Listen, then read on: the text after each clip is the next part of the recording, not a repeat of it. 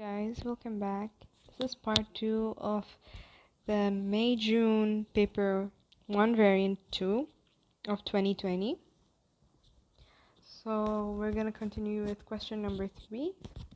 Make sure to watch the previous video in order for you to continue with this one. So for this case study, CHW manufactures electrical products including cameras. The business is developing new products. The managing director knows the stage of the product life can influence CHW's marketing decisions about promotion. He is analyzing data for one of its products. An extract is shown in table 3.1. The business would also like to introduce flow production into the factory. Alright, so you have a lot of keywords over here. I'm not really going to highlight. You guys should do that on your own as a task, I guess. But each keyword that you find here in the case study is definitely going to come out in the questions. Okay, so our first question, part A, identify one benefit and one cost of a business developing a new product. Alright, so the benefit, it will obviously attract new customers. The cost is definitely marketing, and also you can write the cost of the product itself. So you need a lot of money to actually develop a new product. There's many other answers. Cost of trial, cost of carrying out, this is market research, this is a cost. Other benefits could include, you may write entering new markets or allowing business to expand into its existing market. You can improve competitive advantage, which this follows the expanding its existing market. And then you have maintaining customer loyalty. This is, you can always write this one. Alright, so moving on for part B. Calculate the break-even level of output for 2021. Show you're working. So you should be able to know how to calculate break-even. Now you don't really need to write the formula. And mind you, if you have just the answer, this final answer, you can still get the full mark, which is 2 marks. But it doesn't really matter even if you didn't write, you show you're working. But here's it. You can see here back in the table your selling price per unit, which is 120, and then your variable cost. So what you have to do is you have to subtract these two, and then your answer you get from this one. You have to take your fixed cost and divide that by this answer in order to get the break even. Alright, so many people make the mistake of like just taking one of these value and dividing it by the fixed cost. Don't do that. You have to get the difference. Alright, so part C, you have to outline 2 ways CHW could increase its margin of safety. So whenever you find safety, you will be like, what is this? So you should be able to know what is margin of safety in order for you to answer this question. Okay, so the answers could vary. There's a lot of possible answers for this one. I have here lower fixed cost from the 2100 for the year. You could also increase the price of the camera. That's another answer. There's one more, is you could lower the variable costs. Okay. Alright. Next is part D. You have to explain 2 ways in which the stage of the product life cycle might affect CHW marketing decision about promotion. Okay, so for this one you have to state which level you're talking about. So I don't really, you have to really, but I did it here in brackets just to show you, but you do have to state it here, maybe a comma, or you can write during, for example, introduction, this will happen, which is a way, and then you have to explain how this happens and why. So here we have high level of promotion. Basically, it will cost you a lot. So why is this? Because the product is new. Sorry. This is to help raise awareness about the new product and to the customers in order to increase sales and establish brand image. Oh, this is why you have to have a high level of promotion.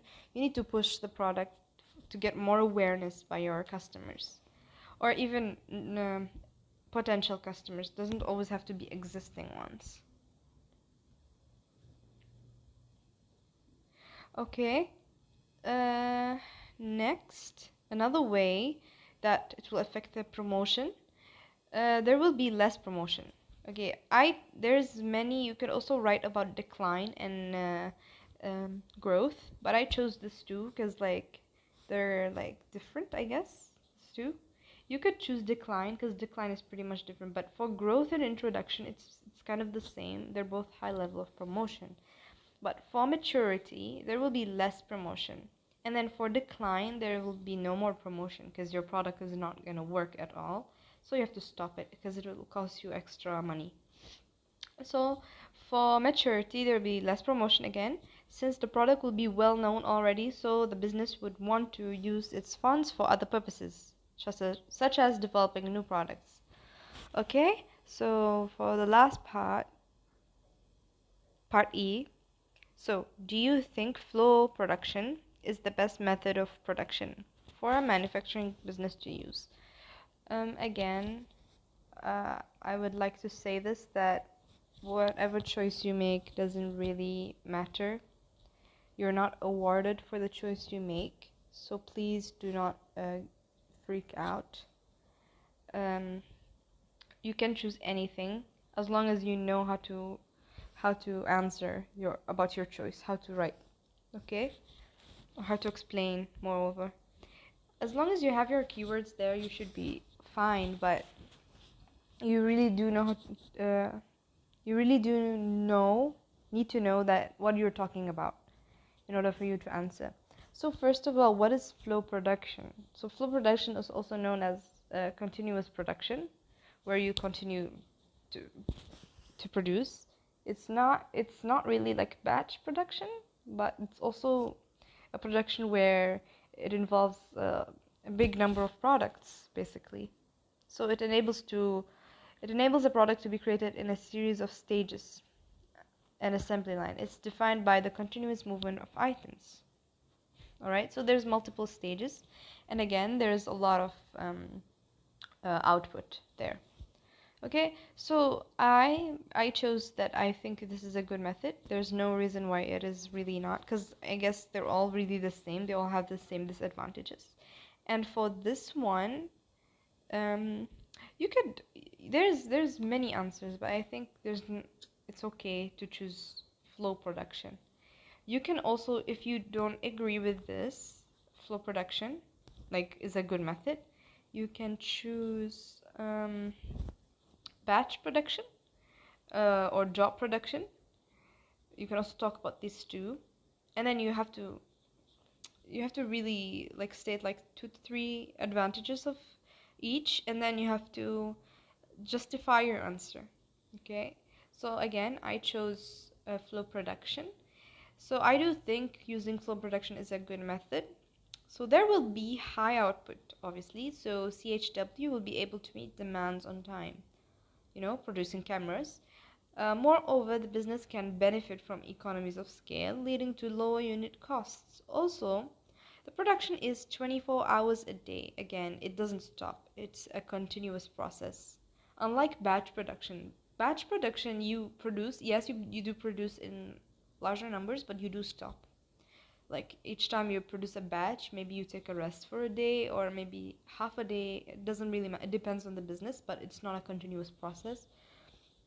However, it requires a large capital investment. That is true because you don't stop and you probably need a lot of machines and labor, which business might not be able to afford. Although you need a lot of labor, maybe. I don't know, it depends. It depends on what kind of business. For this one, it's cameras, so I think it's highly likely not. They don't need that much because it's maybe in assembling small tiny products or small tiny pieces in a camera maybe, but the labor cost is genuinely lower because there's more capital intensive, because here for flow production. Alright, that is it for question number 3. Moving on for the last question or last part of this paper, question 4. Question 4 is pretty simple. It's pretty straightforward. There's not much clues in here, so you should be able to answer it straight away. Also, you have 2 definition questions here, which is not rare but also not common to see in one question, like in one part. Okay, so first of all, let's look at the case study. So Tom wants to leave his job to become an entrepreneur. He and his sister plan to start a window cleaning business. Tom has been told that the new business are at a great risk of failure than established businesses. Tom has to decide whether a partnership is a suitable form of business organization for the new business. He has calculated that business will need about $700 as a startup capital. Tom knows that every decision he makes will be an opportunity cost. Okay, so you have a couple of keywords again. It's okay, I'm just gonna mention them. There's opportunity cost, there's his decision of making a choice whether a partnership or here the trick is they didn't mention other thing, like they didn't mention a sole trader, so it could be a sole trader or something else. It's not really your choices are not limited here. Also, it is not specified whether he has experience or not. I mean, he could have experience of having a business, but I guess it's not really, even though they didn't state, but since they say to become an entrepreneur, maybe it's his first time owning his own business. And then also you have his sister. So his sister is a family member. Put that in mind. It's not a friend. So what else do we have? Yeah, there's also this opportunity cost. I think I mentioned that again. But yes, let's start. Okay, so part A, define entrepreneur. Okay, so it is a person who takes all the risks for a new business. You could also say it's a person who takes all the risks in bringing all the factors of production together. If you partially define it, like if you say a person who starts up a business, you can get 1 mark, but not full mark. Okay, part B.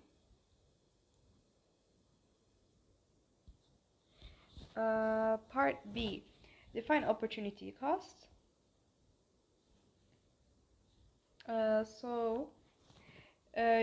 You can define it using your own words, doesn't matter, but the definition that I believe is also maybe close to your textbooks is the next best alternative given up by choosing another item. Okay. Alright, for this one, part C, identify 4 reasons why a business might be at great risk of failure than an established business. Okay, sorry, there's a couple of answers for this one. I have 4, obviously need 4. You have low brand awareness, which is the most obvious one. And then you have maybe lack of objective. Not all new starters are like this, but mostly there are. And then again, lack of skills or lack of experience. And lastly, no market research. Alright. Okay, so part D. Explain 2 suitable sources of startup capital Tom business might use. Okay, so there's a couple of answers here as well. I chose probably the best one I think they are, because in this 2 he doesn't really, well, one, he doesn't have to repay anyone, and then the other one is he could take his time paying back this person. Okay, so first is own savings. So from his time working in the other job, as Tom won't need to repay anyone for this one. He could also borrow from friends or family, and for this one he could borrow from his sister. Since they are family, she could give him more time to repay. Alright, last part E. Part E is pretty simple. is just a straightforward question about partnership, I guess. So, do you think you should uh, use partnership, or you should involve yourself in partnership? Is it a good idea or not? So, if you don't think, you obviously have to mention what is better than partnership.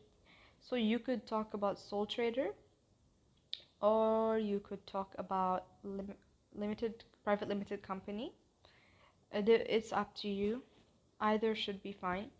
But I would assume most of you would talk, if they don't agree with partnership, they would speak about sole traders, which is the most common one.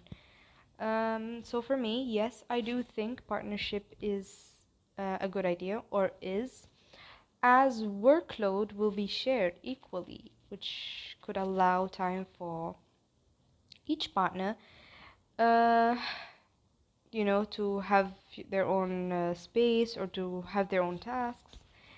Nevertheless, they would also be sharing potential risk and loss of the business. That's one more benefit of partnership.